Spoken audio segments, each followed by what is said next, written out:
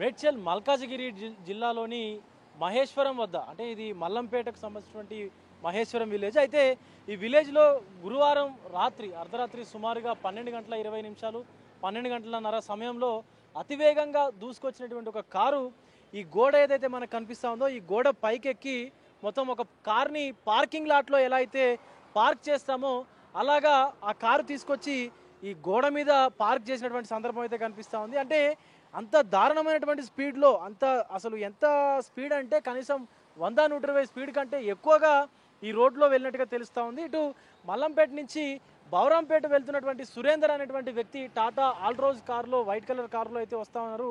వస్తూ ఈ దారి ఏదైతే కనిపిస్తూ ఉందో ఈ దారి నుంచి మనకి ఈ కనిపిస్తున్నటువంటి ఏదైతే ఈ రాళ్ళు ఉన్నాయో ఈ రాళ్లకు సంబంధించినటువంటి అవశేషాలని మొత్తం ఢీకొన్నటువంటి సురేందర్ ఒక్కసారిగా కూడా మనకి ఇక్కడ కనిపిస్తూ ఉంది. ఢీకొన్నటువంటి ఈ రాళ్ళను ఢీకొని పూర్తిగా ఆ గేట్ ఏదైతే మనకు ఆ పెద్దయినా కనిపిస్తున్నాడు కదా ఆ గేట్ దగ్గర ఏదైతే ఆ గేట్ ఉందో ఆ గేట్ దగ్గర ఢీకొని పూర్తిగా పల్టీలు కొట్టుకుంటూ గాల్లోనే పల్టీలు కొట్టుకుంటూ వెళ్ళి ఆ గోడ మీద ఆ వెహికల్ పడ్డట్టుగా కూడా తెలుస్తుంది. దానికి సంబంధించి ఆ కారు యొక్క అవశేషాలు చూడొచ్చు, కారు యొక్క అద్దాలు కానీ ఇతర ఆ బంపర్కు సంబంధించినటువంటి అవశేషాలు చూసేసి మనకి ఇక్కడ కారు అద్దం కూడా కనిపిస్తుంది. అంటే ఎంత స్పీడ్లో అంటే అప్పటికి ఆ వ్యక్తి సురేంద్ర అనేటువంటి వ్యక్తి ఆల్కహాల్ కూడా తీసుకున్నట్టుగా తెలుస్తూ ఉంది.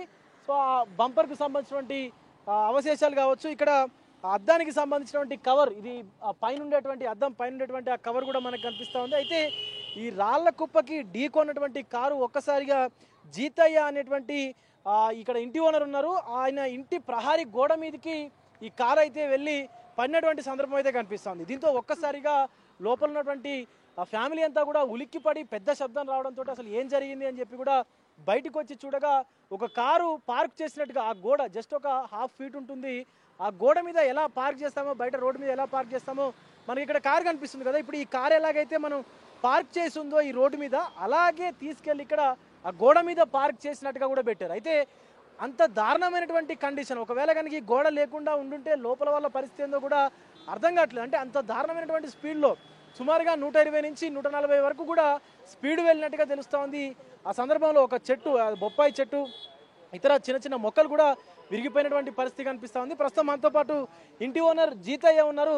ఒకసారి జీతయ్యతో మాట్లాడదాం, అసలు ఏ టైంలో జరిగింది, ఇది ఎప్పుడు జరిగింది అనేది. హలో అండి జీతయ్య గారు, అసలు ఏ టైంలో ఈ యాక్సిడెంట్ జరిగింది? ఆ టైంలో సురేందర్ మందు తాగి ఉన్నాడు? మందు తాగి ఉన్నట్టుండు.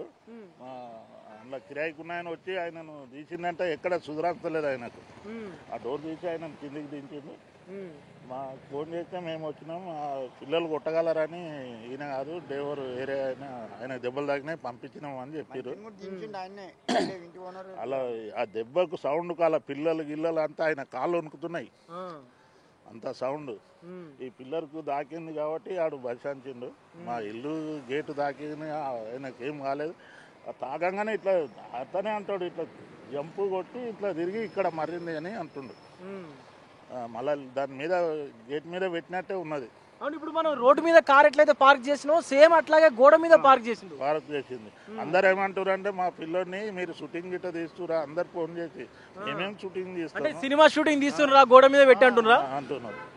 షూటింగ్ ఏం లేదు, అది పెట్టినట్టే నిలబడ్డది.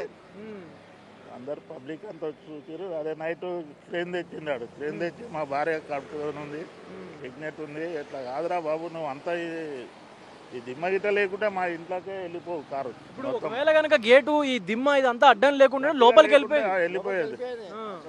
వాళ్ళు అందరూ ఆ ఫ్యామిలీ కూడా తెలంగాణ నిద్ర లేవు వాళ్ళకి పాపం, భయపడి మేము కూడా అందరం ఎన్నే ఉన్నాం. నైట్ ఎంతమంది ఉన్నారు ఆ టైంలో కారులో యాక్సిడెంట్ జరిగినప్పుడు? ఇద్దరండి. ఇద్దరు మందు అంటే డ్రింక్ చేసే ఉన్నారా? ఇద్దరు ఒక్కడే ఉన్నాడు కానీ ఇద్దరు అని చెప్తారు. మనకు ఒక్కడనే తీసిండు మన వాళ్ళు. నేను వస్తలకల ఈయన వస్తలకల ఒకరిని తీసిండు, ఒకడే ఉన్నాడు.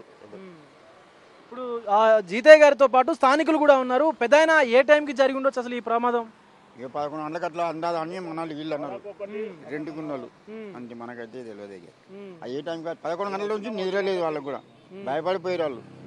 ఇంటి వీడికెళ్ళి అంటే గేట్ లేకపోతే మనం ఇంట్లోకి జోరిపోవు, వాళ్ళకు భయపడిపోయింది. అదో భయం అంతలో.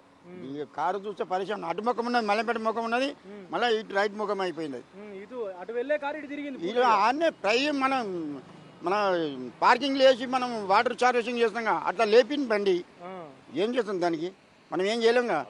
వాళ్ళు చచ్చిందో బతికినా మనకు తెలియదు.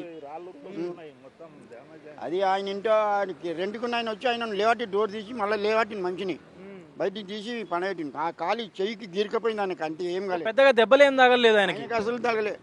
కాలి చెయ్యికి గీరికపోయింది, ఏం గీరుకుందో మనకు తెలియదు. లోపల మందు తాగున్నారా లోపల ఉన్న ఆయన? ఆయన తాగిందని అన్నారు, వాళ్ళు కూడా అన్నారు. తాగిండు, డ్రింక్ చేసిండు ఆల్రెడీ.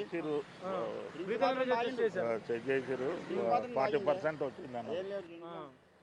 ఆయన కూడా చెప్పిండు.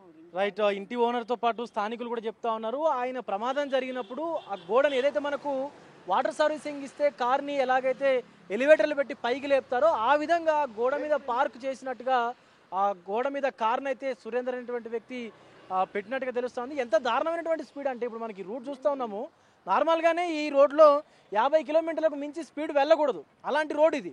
సో కానీ ఆయన మాత్రం ఈ రోడ్లో సుమారుగా 100+ అంటే 100 కిలోమీటర్స్కి ప్లస్ కానీ ఈ యొక్క రోడ్లో వెళ్ళినట్టుగా తెలుస్తూ ఉంది.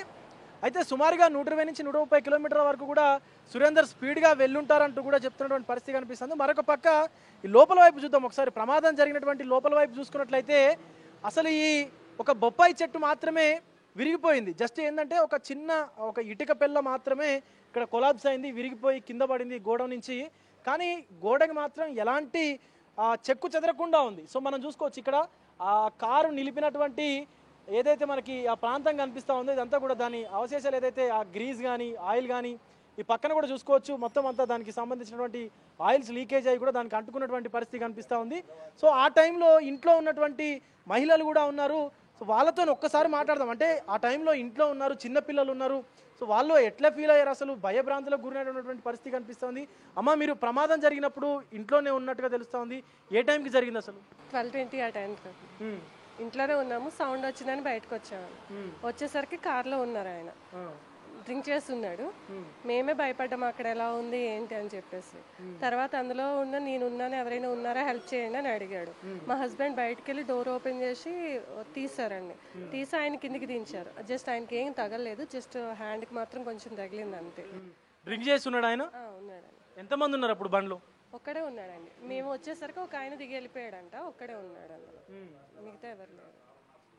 రైట్. సురేందర్తో పాటు మరొక వ్యక్తి కూడా ఈ కారులో ఉన్నట్టుగా తెలుస్తూ ఉంది. అయితే వీళ్ళ ఎవరైతే భర్త ఉన్నాడో సదరు మహిళ యొక్క భర్త కారు నుంచి సురేందర్ని దించేటువంటి ప్రయత్నం చేసేటప్పుడు ఆ వ్యక్తి బయటికి వెళ్ళిపోయినట్టుగా తెలుస్తూ ఉంది. ఒకసారి మనం ఈ దిమ్మె ఏదైతే మనకి ఇందాక చూపించినటువంటిగా ఈ గోడకు సంబంధించినటువంటి దిమ్మె చూసుకున్నట్లయితే మొత్తం ఇదంతా క్రాక్ ఇచ్చింది, అంటే మొత్తం పగిలిపోయింది, ఎక్కడికక్కడ అంతా కూడా పగిలిపోయినటువంటి పరిస్థితి కనిపిస్తుంది. ఆ దిమ్మె కొంచెం గట్టిగా ఉంది కాబట్టే ఆ కార్ అనేది ఇంకా లోపలికి వెళ్లకుండా ఆపగలిగింది. ఒకవేళ కనుక ఇది ఊరికే ఉండి లేదా ఇక్కడ అసలు ఈ దిమ్మె లేకుండా ఈ గోడ లేకుండా ఉంటే వాళ్ళ పరిస్థితి ఏంటో అని చెప్పి తీవ్ర భయాందోళనకు గురైతున్నటువంటి పరిస్థితి కనిపిస్తుంది. ఇందులో ఉన్నటువంటి రెంట్కున్నటువంటి ఫ్యామిలీ, అలాగే 2 రోజుల నుంచి కూడా నిద్రపోలేదు మేము అంటూ కూడా పాపం వాళ్ళు ఆందోళన వ్యక్తం చేస్తూ ఉన్నారు. ఎందుకంటే ఒకవేళ కనుక ఆ కారు లోపలికి వచ్చి ఉంటే మా పరిస్థితి ఏంటి, చిన్న చిన్న పిల్లలు ఉన్నారు ఇంట్లో అంటూ కూడా ఆవేదన వ్యక్తం చేస్తున్నటువంటి పరిస్థితి కనిపిస్తూ ఉంది. దీని పట్ల ఇప్పటికే స్థానిక పోలీస్ స్టేషన్లో సురేందర్ పైన కంప్లైంట్ చేశారు. ఆయనకి బ్రీత్ ఎనలైజర్ టెస్ట్ చేసి కూడా ఆల్కహాల్ పర్సెంటేజ్ చూడగా సుమారుగా 100 పాయింట్లు వచ్చినట్టుగా కూడా తెలుస్తూ ఉంది. అయితే అంటే దగ్గరగా 100 పాయింట్లు అంటే ఎక్కువగానే. సో ఆయనతో పాటు ఇంకొక వ్యక్తి కూడా మద్యం సేవించి కారు నడుపుతూ వచ్చి ప్రమాదం చేసినట్టుగా తెలుస్తూ ఉంది.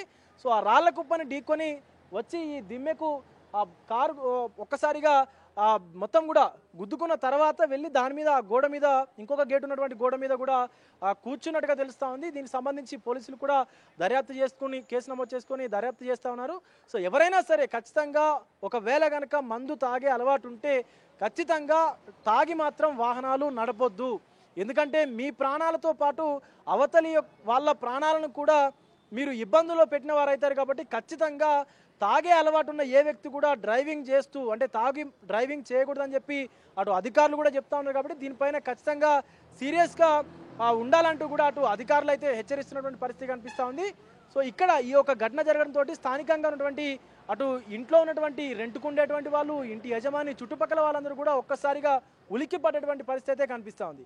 కెమెరా పర్సన్ హరీష్తో విజయ్, బిగ్ టీవీ, దుండిగల్ నుండి.